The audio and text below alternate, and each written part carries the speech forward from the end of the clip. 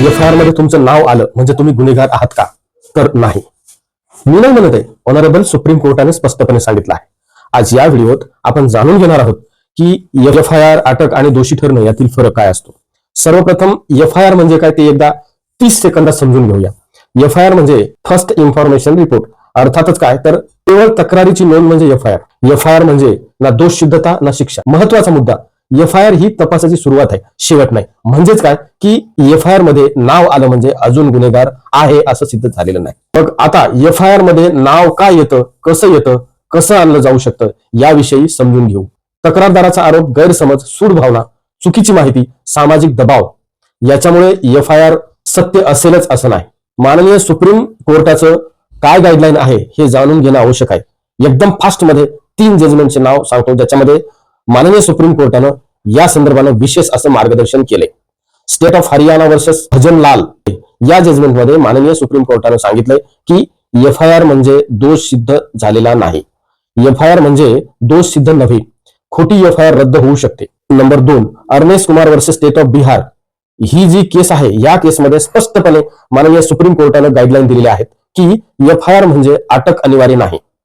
पोलिसांनी विचारपूर्वक निर्णय घ्यावा, त्याच्याशिवाय अटक करू नये. आणि अटक करण्यासाठीचे काय ग्राउंड आहेत तर ते ग्राउंड माननीय सुप्रीम कोर्टाने या केसमध्ये सांगितलेले आहेत.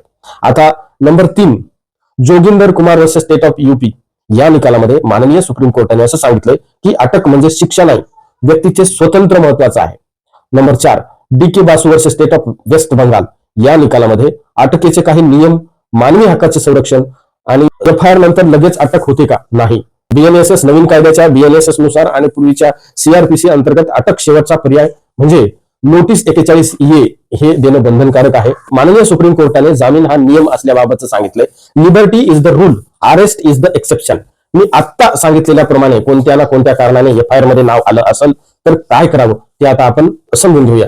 FIR मध्ये नाव आलं असेल तर बिलकुल घाबरून जायचं नाही, बिलकुल चिंता करायची नाही. कारण चुकीच्या मार्गाने FIR मध्ये नाव आले तर मग FIR ची कॉपी मिळवा, अटकपूर्व जामीन घ्या आणि तिथून रिलीफ मिळवा. ही खरंच FIR खोटी असेल ना, अटकपूर्व जामीन तुम्हाला मिळतेच, म्हणजे मिळते. कारण तसे ग्राउंड असतात. खोटी FIR असेल तर क्वॉश करण्यासाठी हायकोर्टामध्ये याचिका सुद्धा दाखल करता येते. हे जे मी आतापर्यंत ह्या व्हिडिओमध्ये सांगितलंय तर याच्यातून असं समजून आलं असेल की FIR मध्ये नाव येणं म्हणजे दोषी ठरणं नाही. भारतामध्ये दोष सिद्ध होईपर्यंत प्रत्येक व्यक्ती निर्दोष असतो, हेच संविधान आणि संविधानाचं पालन करणारं माननीय सुप्रीम कोर्ट सांगतं. FIR मध्ये नाव आलं म्हणजे तुम्ही दोषी आहात का? सुप्रीम कोर्टाने अनेक निर्णयामध्ये स्पष्ट केलंय की FIR ही केवळ तक्रार आहे, दोष सिद्ध करणारा पुरावा नाही. या व्हिडिओतून जाणून घेतलं की FIR, अटक, जामीन आणि नागरिकांचे हक्क या बाबतीतली सविस्तर माहिती. हा व्हिडिओ तुम्हाला जर आवडला असेल तर लाईक करा, शेअर करा आणि चॅनलला मात्र सबस्क्राईब करा. धन्यवाद.